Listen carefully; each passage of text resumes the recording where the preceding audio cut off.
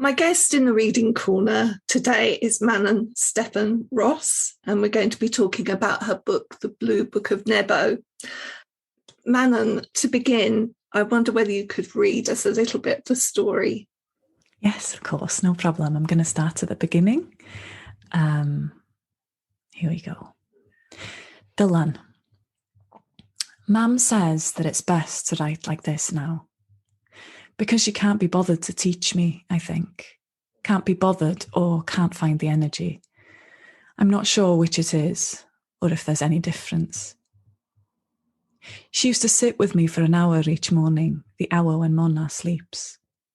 We did stuff like adding and reading, not like we used to do at school. No graphs or times tables or anything like that.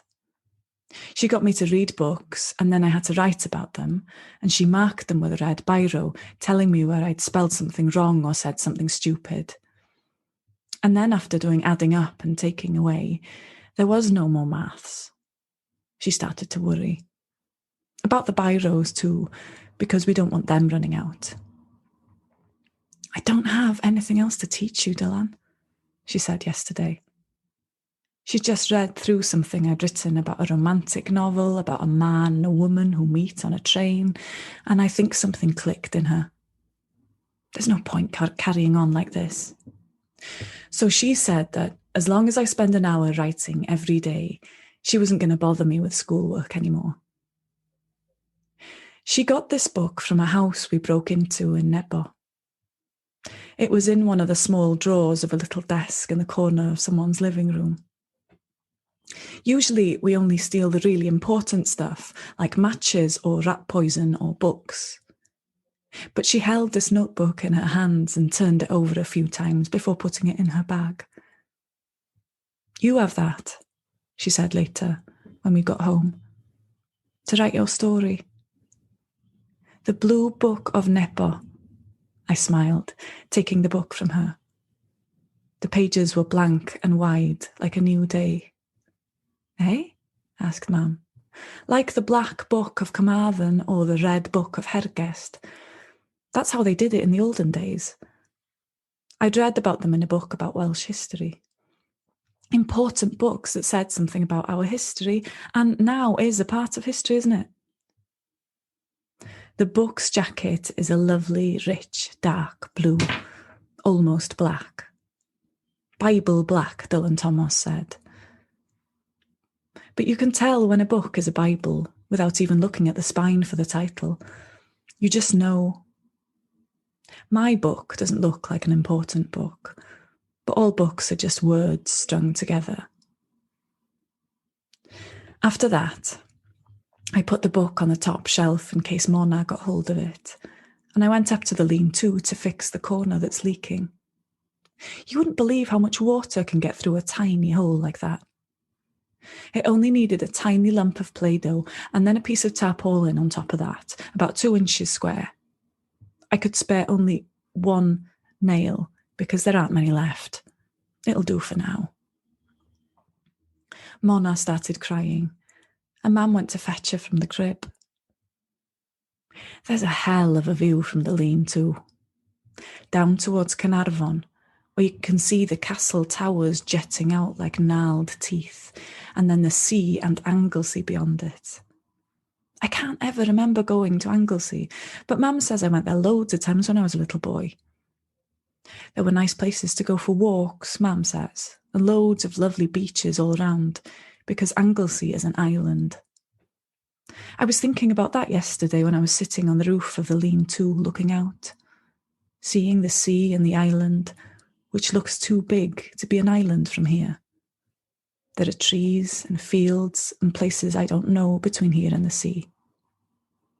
Yesterday was a cold day, cold enough to make my mouth steam, like snow in a saucepan. I sat there thinking about all those people in the olden days, poor things, going to beaches in their cars and sitting there all day with nothing to do, standing with their feet in the water, then splashing about a bit and then having a picnic. I try not to think about those people too much. Then I heard Mam coming out with Mona strapped to her chest, and I climbed down the ladder. There was too much to do to waste time thinking about Anglesey and the times that had happened before now. Well, what I want to say is, could you just read the rest of the book? I didn't want it to come to an end. Thank you. There's a lot to pick up just from that opening chapter, which is right at the beginning of the book. We know that something catastrophic has happened. We don't know what it is, but clearly life has changed. So this story is written in this book form, and it's alternating between Rowena, Dylan's mum, and Dylan. Tell us a little bit about, how you came to write it and how you came to write it in that particular way. Well, the truth is, and I never feel like I should admit this, but I never plan anything. So when I'm writing, I've got the characters in my head, the main characters, and I've got the location. I think those two things are key for me, but I never know what's going to happen in the middle, never mind the end.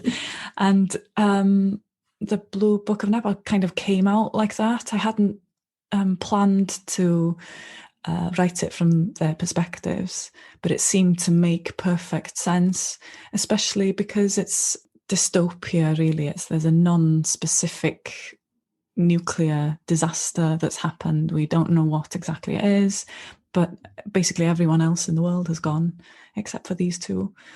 And it made sense to me to have both their voices and to see how differently their truths were and how different their experiences were. And so you get that by using the dual narration, I think. And as you say in the story, it allows you both to delve further back into the past because you've got the mother's memory to draw on, which is obviously longer than her son's. And he's very much in the present because he's younger.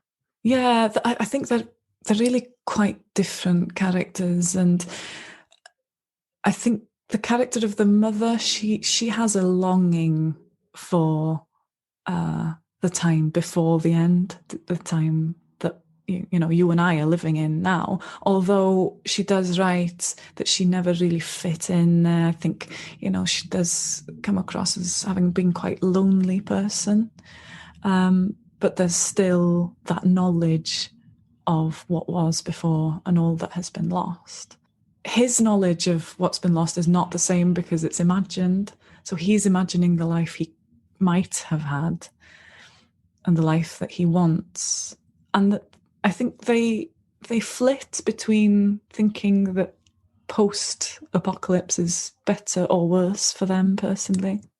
Now, we've talked a little bit about Rowena's feeling of being different, and we get a sense that there's something not entirely happy in her past. But part of this seems to be a disconnect from her Welshness. Yeah. And that obviously changes through the story as well. So I suppose one of the things that I was thinking about as I was reading was how the whole apocalyptic aspect of the story seemed in some way to mirror the possible losing of Welshness and Welsh identity. There was something that I think David Thorpe says, instinct makes you save that which you are most in danger of losing. Yeah, it was a really interesting process of translation because this novel was originally published in Welsh, and when the opportunity came to translate it, I think the easiest thing to do would have been to kind of get rid of the Welshness of it, but that didn't feel authentic to me because these characters are Welsh. But I had to explain why these Welsh characters were writing this Blue Book of Nebo in English, and why would that be? And so in the English version, there's a new thread of a theme there about Welshness. And I think there are so many people that are Welsh and have maybe learnt a little bit of Welsh at school or have had a little bit of Welsh at home, but they don't feel confident enough to speak it or to write it. And I wanted to write about the journey of repossessing the mother tongue and to realise that you don't have to know all the rules of the grammar, you don't have to spell everything correctly. Language is a form of communication. So if you're managing to communicate what you're thinking, then you're doing it just as well as Shakespeare did, in a way, because that's its job, right? We don't have to be poetic and perfect. So yeah, it was about that journey, and I can't imagine this book existing without that theme. So you're saying that wasn't there in the Welsh? Well, in the Welsh version, it was more about the Welsh literature, because we have, again, this disconnect between people who think that Welsh books are not for them.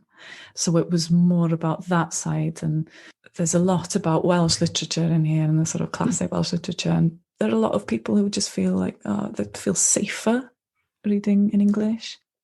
But I wanted to kind of explore this idea that literature is for everyone. It's not, it's not elitist, or it shouldn't be. Mm. Can I just mention two minor characters in the story, David and Susan, who live in the house close to Rowena and Dylan. And there comes a point in the story when they decide to leave. And Susan is born in Thanet, which is in Kent. And she says goodbye and thank you in Welsh. Yeah. Which I found very moving. I thought it was really important to have those characters there, because at the beginning of the book, they're kind of described as a bit of a trope, I think, of English people who move to Wales and make no efforts to learn any Welsh words or to sort of be part of Welsh culture. But actually, to reverse that and to sort of actually shine a light differently on those people. And in my opinion, sort of David thought particularly he's the hero of this piece. They wouldn't have survived without him. I just wanted to take that cliche and stamp on it a little bit. Really interesting. I was really struck by the character of the mother, Rowena, and how she puts herself down a little bit. Mm-hmm. I can't do this. I've got nothing more to teach you. I don't read much. And when this disaster is about to take place, she is so in tune with what's going to happen. And she's incredibly resourceful. And without that resourcefulness, then they wouldn't probably have survived either. I love her. She's so imperfect and is held back by all these insecurities and just that feeling of, I can't do that. And I think the truth is that if the disaster wouldn't have happened, then Rowena would have led quite an unfulfilled life. But this kind of forced her to be resourceful and to just survive, just that survival instinct in someone that didn't believe she would or could. Talk a little bit about Welsh literature, because I think great Welsh literature has seeped into children's literature over the years. So much children's fantasy draws on Welsh literature. So a lot of us don't even realise that that's where those influences are coming from. Tell us a little bit about how it's seeped into this book and your thoughts about that. This is one of the joys of translation, because this book has been translated into quite a few languages now. And when I get the copies, the first thing I do is I turn to the back pages, and there's a quote I put in from a Welsh poet and writer called T.H. Barry Williams. In whichever language it is, I can see the quote. I can't understand it because I don't speak the language, but I can see his name. And I'm like, yes, people know about him. Yay. So Welsh literature and culture, it's really, as you say, people don't really know about it. And yeah, historically, you've got the Mabinogi, you've got these wonderful folk tales and legends, but actually it's a live thing. it's just joyful. It's just joyful to have two languages. I'm lucky, it's a real privilege. It's a real privilege to have been born and raised in this culture and through the medium of Welsh. And it is Welsh literature in its sense of high literature, but also there's a lot about music, of course, and song and hymns. Yeah, I think it's a really interesting thing, and I hadn't considered it before translating it. But after translation, lots of people have picked up on, there's a fair amount about religion in it. The Welsh language is kind of tied to the chapel culture, and it's not necessarily religious. I think the key part is that the Bible was translated into Welsh so beautifully. So when you read the Bible in Welsh, it just sounds right, and you don't have to really have any faith to appreciate it. It's really beautiful, and that's fed into our language. So I think Nebo explores this idea of the Bible and all the rituals of religion, what happens when you have those things, and that those things are sacred to you, but you don't necessarily have the faith to go with it. Tell me a little bit about the place that this is set, where you can see Carnarvon and you can see Anglesey. It must be a place that you've been to. Yes, but oddly, I don't really have much of a connection with the place. The one thing local people all know about Nebo is there's a massive big TV mast there. And if you go up there, it's not a big village at all, but you have the most spectacular views over Anglesey, and then you've got the mountains behind you. It's a place that people pass on the road, and I'm always quite interested in those places that don't tend to be destinations. It's a really lovely, lovely place, and I still have absolutely no idea why I chose this place. It just felt right, and I could see the house. As I was saying, the location, setting, the books, really important to me. And I think I've taken lots of bits of places that I love and sort of placed them in Nebo. The other thing that I wanted to, or strand that I wanted to explore, was this idea of dystopia and the sort of catastrophe and the nuclear side of things, and whether that was a big driver for you in writing this story, and was there a sort of anxiety around that that made you write this book, really? Definitely. I think, my parents were activists, and we used to go to protests almost every weekend when I was a little girl. Usually they were protests with the Welsh Language Society, Cymdeithas yr Iaith, but we also used to go to CND matches and so on. And I just developed this huge fear of nuclear disaster. I think there was a specific march or a specific rally where someone explained to me the extent of kind of a nuclear bomb. And I had recurring nightmares for years and years and years. And then gradually, I became a teenager, and I was, turning my mind to other things.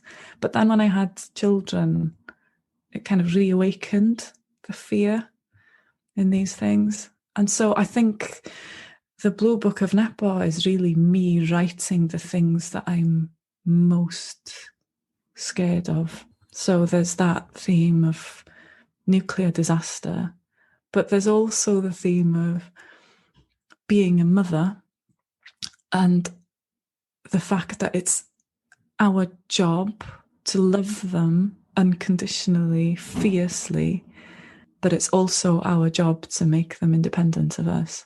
And that's really quite sad and necessary. Basically, I've used this book as therapy for myself. Well, it's interesting because you wrote it in 2018, obviously with the war and the conflict that's going on in Ukraine, and a nuclear power station being overrun. and you realise that things can happen accidentally. It's not just a big war. No, that definitely made me sort of aware again, awakened me again to the awareness as well. Yeah, things can happen accidentally, but also that we're kind of living on the whims of powerful, sometimes mad men. And that's terrifying. And you can't allow yourself to think too much about that because you would just be constantly frightened. But yeah, it's still a massive fear. And I think increasingly as the years go by, I think that this could be something else as well. I could have written it about a climate crisis. That's become a far bigger fear in the years since I wrote this book. Just picking up what you said about the other theme, letting your children go. When there is no world for them to go out into, that's difficult, isn't it? Because you are the only, as far as you know, you are the only two people. So how do you let your children go when there's nowhere to go? Well, that's what happens here. And of course, she can't let him go. And I think she becomes more dependent on him.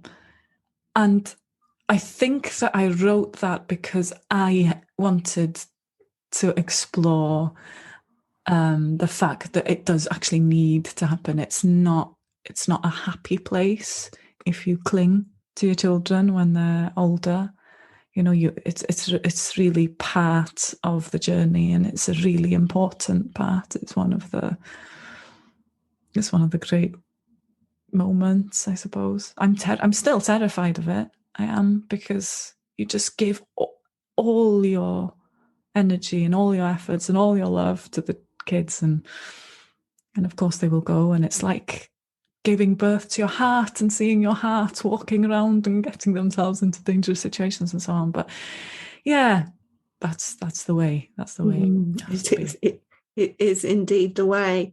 I don't think I'm giving away too much of the ending to say there is a moment, though, when they realise they're not alone any longer and they hear a helicopter flying overhead. And I sort of had a Lord of the Flies moment there where, the ship comes back and you this idea of rescue and whether rescue is going to be a good thing or not.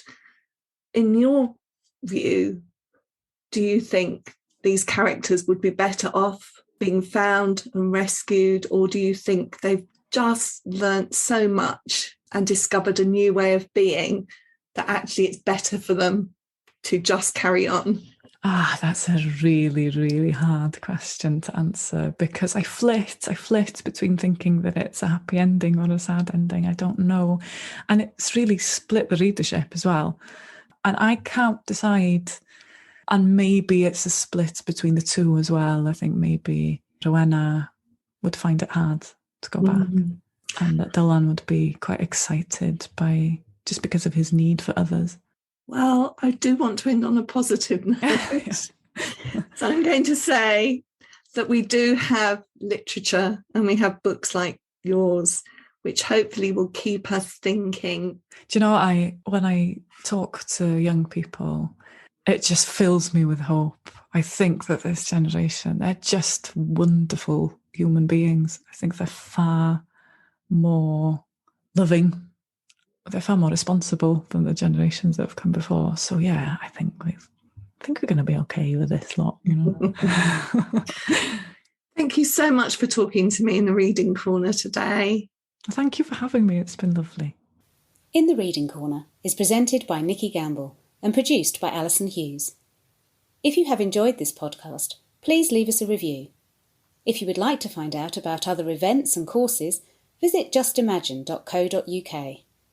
Join us again in the Reading Corner on your favourite podcast platform.